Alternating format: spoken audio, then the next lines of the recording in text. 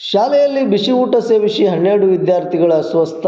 ಬಾಗಲಕೋಟೆ ಜಿಲ್ಲೆ ಮುಧೋಳ ತಾಲೂಕಿನ ಮುಗುಳಕೋಡ ಗ್ರಾಮದ ಸರ್ಕಾರಿ ಶಾಲೆಯಲ್ಲಿ ಘಟನೆ ನಡೆದಿದೆ. ಮಧ್ಯಾಹ್ನದ ಬಿಸಿ ಊಟ ಸೇವಿಸಿದ ಎಲ್ಕೆಜಿ ಯುಕೆಜಿ ತರಗತಿಯ 51 ಮಕ್ಕಳು ಊಟ ಸೇವಿಸಿದ ಬಳಿಕ ವಾಂತಿ ಭೇದಿಯಿಂದ ಅಸ್ವಸ್ಥರಾಗಿದ್ದು, ಕೂಡಲೇ ತೀವ್ರ ಅಸ್ವಸ್ಥಗೊಂಡಂಥ 12 ಜನ ವಿದ್ಯಾರ್ಥಿಗಳನ್ನು ಮುಧೋಳ ತಾಲೂಕು ಆಸ್ಪತ್ರೆಗೆ ದಾಖಲಿಸಿ ಚಿಕಿತ್ಸೆಯನ್ನು ನೀಡಲಾಯಿತು. 12 ವಿದ್ಯಾರ್ಥಿಗಳಲ್ಲಿ 3 ವಿದ್ಯಾರ್ಥಿಗಳನ್ನು ಬಾಗಲಕೋಟೆ ಜಿಲ್ಲಾಸ್ಪತ್ರೆಗೆ ಹೆಚ್ಚಿನ ಒಂದು ಚಿಕಿತ್ಸೆಗೆ ರವಾನೆ ಮಾಡಲಾಗಿದ್ದು, ಆಸ್ಪತ್ರೆಗೆ ಕ್ಷೇತ್ರ ಶಿಕ್ಷಣಾಧಿಕಾರಿಗಳು ಸೇರಿದಂತೆ ವಿವಿಧ ಅಧಿಕಾರಿಗಳು ಭೇಟಿ ನೀಡಿ ಪರಿಶೀಲನೆಯನ್ನು ನಡೆಸಿದ್ದಾರೆ.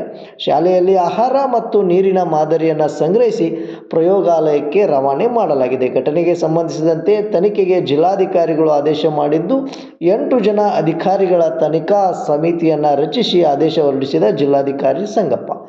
ವರದಿ ರಾಘು ಕಾಟ್ವಾ, JBM ನ್ಯೂಸ್, ಬಾಗಲಕೋಟೆ.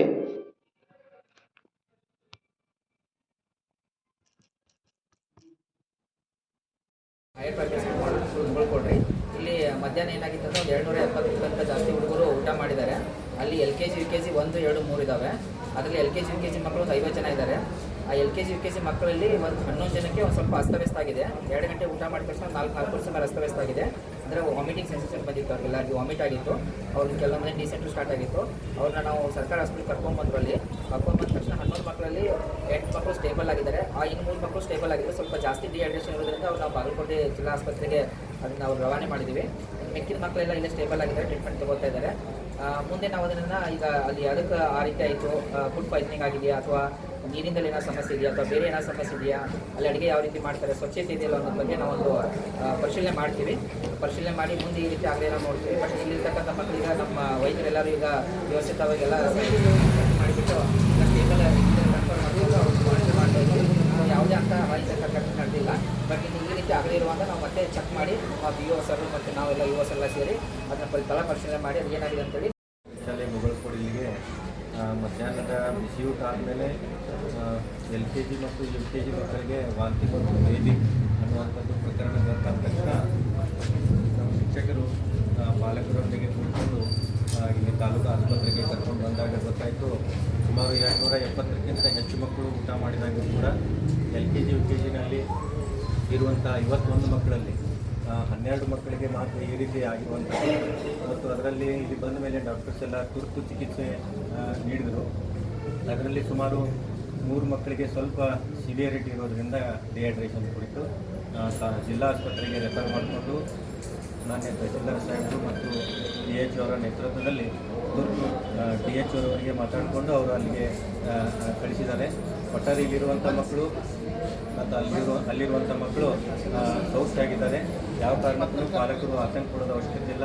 ತಾಲೂಕು ಆಡಳಿತ ಮತ್ತು ಶಿಕ್ಷಣ ಇಲಾಖೆ ಮತ್ತು ಆರೋಗ್ಯ ಇಲಾಖೆ ಎಲ್ಲರೂ ಕೂಡ ನಾವು ಮಕ್ಕಳಿಗಾಗಿ ನಿರಂತರವಾಗಿ ಅವರ ಆರೋಗ್ಯಕ್ಕಾಗಿ ಪ್ರಯತ್ನ ಮಾಡ್ತಾ ಇದ್ದೇವೆ ಅನ್ನುವಂಥದ್ದು ಪಾಲಕರಿಗೆ ಸೂಚನೆ ಕೊಡ್ತಾ ಇದ್ದೀವಿ. 12 ಮಕ್ಕಳು ವಾಂತಿ ಮತ್ತು ಭೇದಿ ಅಂತ ಕಂಪ್ಲೇಂಟ್ ಇಟ್ಕೊಂಡು ನಮ್ಮಲ್ಲಿ ಬಂದಿದ್ದಾರೆ.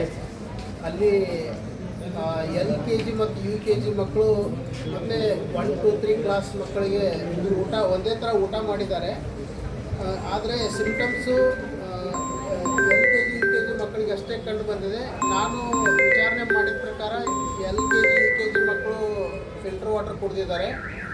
1, 2, 3 ಕ್ಲಾಸ್ ಮಕ್ಕಳು ಬೋರ್ ವಾಟರ್ ಕುಡಿದಿದ್ದಾರೆ. ಸಿಂಪ್ಟಮ್ಸು LKG UKG ಮಕ್ಕಳಿಗೆ ಅಷ್ಟೇ ಕಂಡು ಬಂದಿದೆ.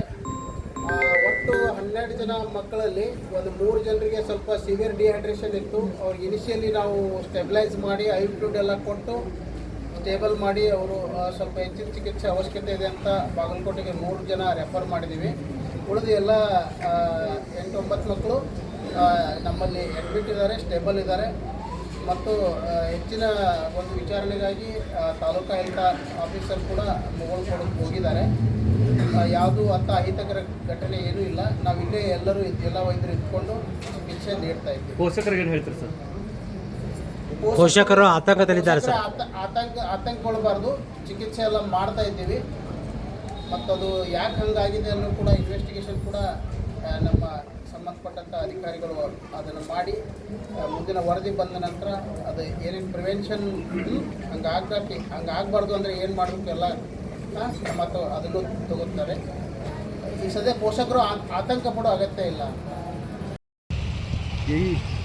ಮುಂಚೆ ಬರೀ